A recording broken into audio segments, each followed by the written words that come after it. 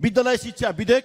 चालु अधिवेशनमा प्राथमिकताका साथ यसलाई टुङ्गाउने कुरामा संसदमा रहेका सबै दलहरूले एकमा एकता प्रतिबद्धता जाहेर गर्ने हो भने मलाई विश्वास छ आउने 15-20 दिनमा 1 महिनामा हामीले यो अधिवेशनको 1 महिनाभित्र नै हामीले नयाँ शिक्षा ऐन दिन सक्ने परिस्थिति छ। यसमा दलहरूको बीचमा प्रतिबद्धताको खाँचो छ, यसमा सबै इमानदार बनौँ भन्ने कुरा पनि म यहाँनिर राख्न चाहन्छु। सम्मानीय सभामुख महोदय, अहिले विशुद्ध पेशागत हितलाई लिएर, पेशागत सुरक्षालाई लिएर शिक्षकहरू आन्दोलनमा आउनुभएको छ। तर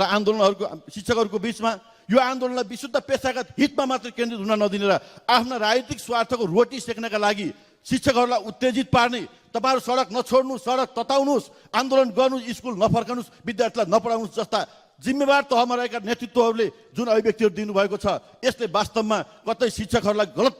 बाटोमा हिँडाउनका निम्ति उत्प्रेरित गर्नुभएको छैन। हिजो सरकारको नेतृत्वमा आफू रहने, आफै बसेर शिक्षकहरूसँग सहमति गर्ने अनि त्यो सहमतिलाई कार्यान्वयन नगर्ने, अनि अहिले सारा शिक्षाभित्रका समस्याहरू वर्तमान सरकारले गर्दै आएको हो, वर्तमान प्रधानमन्त्रीको कारणले भएको जस्तो गरी जनतामा भ्रम